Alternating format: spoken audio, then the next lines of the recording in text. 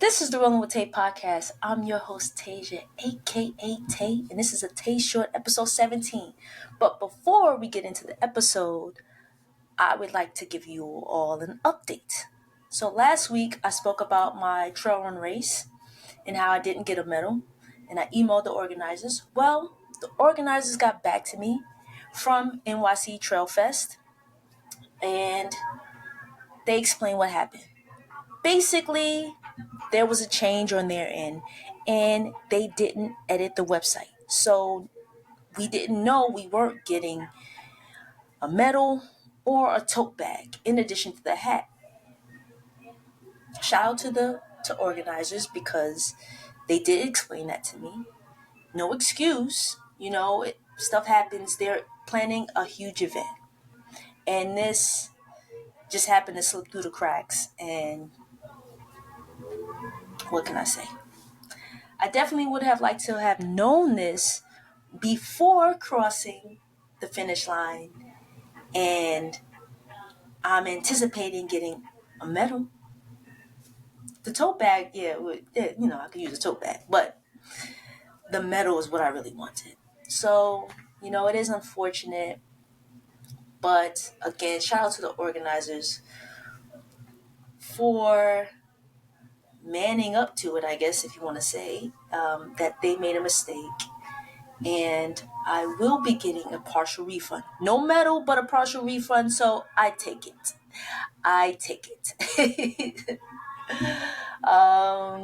So yeah. Guess I gotta wait until my next event to get a medal, right? Right? Right.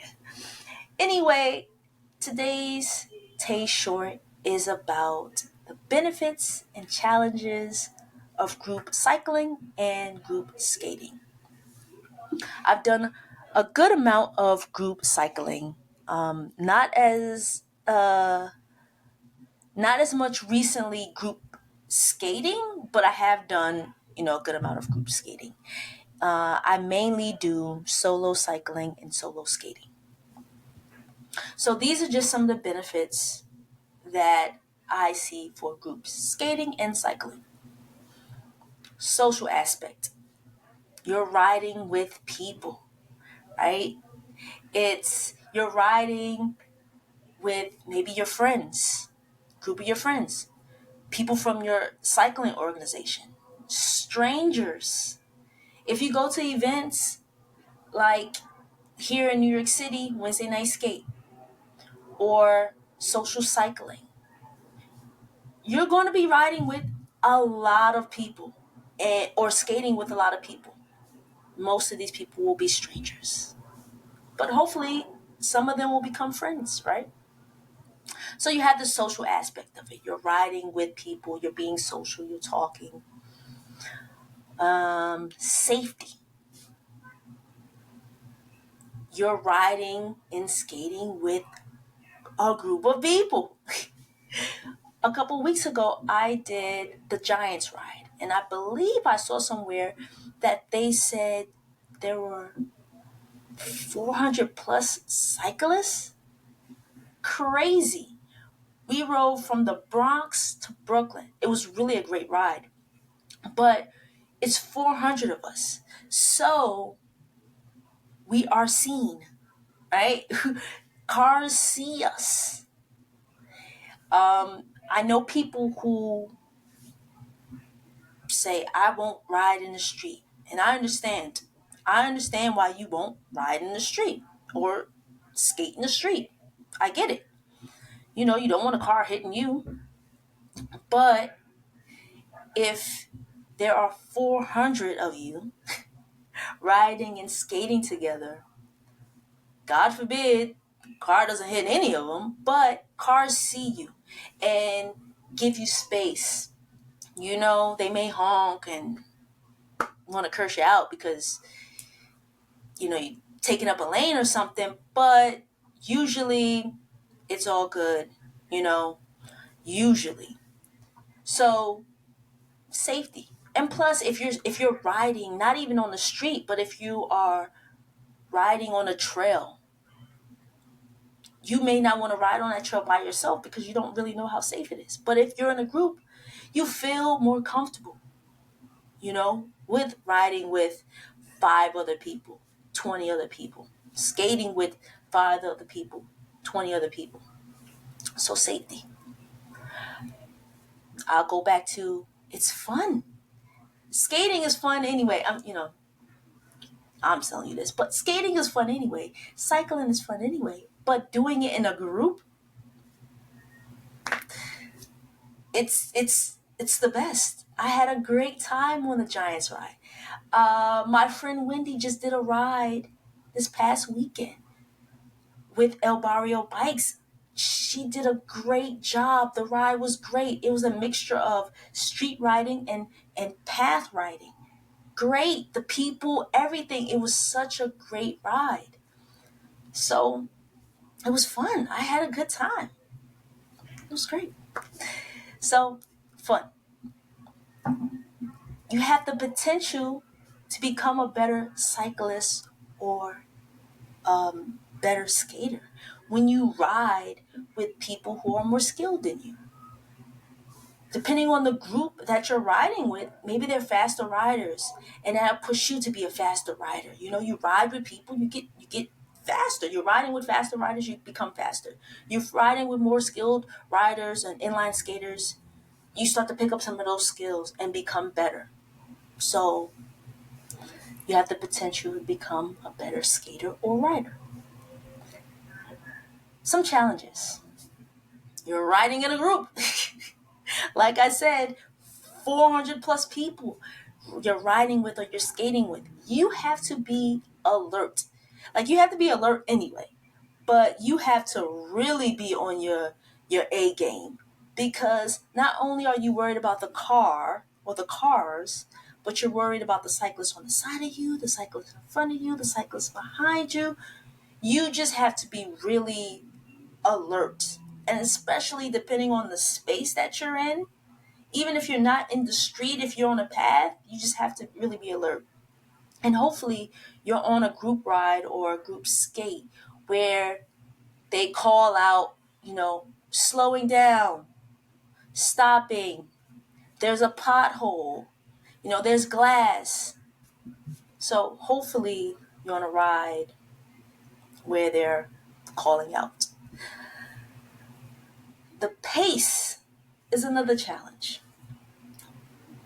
Depending on the group ride, if you're a slower rider, and this has happened to me, and you're riding with faster riders, and you necessarily didn't know how fast it was going to be, and you're trying to keep up, right? I didn't sign up for this. I thought this, you guys said easy pace. Why are we going 20?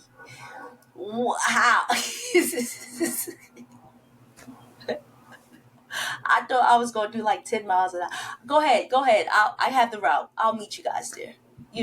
Go ahead. Don't wait for me. No, go ahead. Go ahead. Or if you're a faster skater and you're skating with skaters who may not be going your speed, you're in a group, you may feel like, oh, I constantly have to stop and wait for them. So think about that. That could be a challenge for either too fast or too slow. Think about that. Make sure that group is right for you. What's the pace? Like, am I going to get left behind? Are you going to be going super fast? Are you going to be going really slow? Those are some things to think about when you go on a group skate or a group ride. But to me, overall, there are more benefits and positives to group skating and cycling. For me, it is. Even though I do a lot of solo cycling, solo skating, I really enjoy getting out there, riding with others, meeting others, connecting with them. I enjoy it. I don't do it enough. And especially I don't do the inline skating enough. I keep saying, I gotta go to Wednesday night skate. And something comes up. But I will make it there before the season's out. Promise you that. And Same thing with group rides. Sometimes I can't do a group ride because of work or a prior engagement. So it is just easier for me to hop on my bike and ride. It's easier for me to hop on my skates and skate, in the neighborhood or skate someplace. But there are definitely, to me, more benefits to group riding and group skating. So if you're just starting out with either, look for these group events, Facebook groups, um, Instagram pages, Google group skating in your area, group cycling in your area, cycling clubs in your area, and I'm sure you'll find a group that fits your pace, your style of skating, your style of riding, and go. Like, it's so much fun. It really is.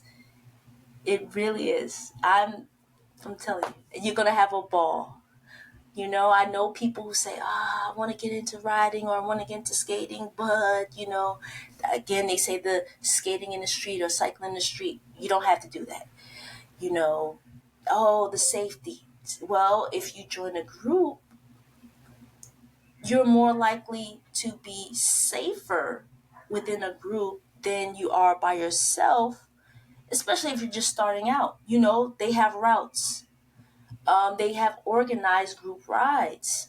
So, and same thing with group skates. So just think about that. Definitely group skating and group riding. But those were my challenges and benefits of group skating and group riding. If you have some more, let me know. Do you like group riding or do you prefer solo riding, solo skating, group skating? Let me know what you prefer. And maybe we'll go on a group ride together. Maybe I'll see you out there on the road, on a path. Maybe. This is the Rolling with Tape podcast. I'm your host, Tasia, aka Tay. Thanks for listening. Thanks for watching. Peace.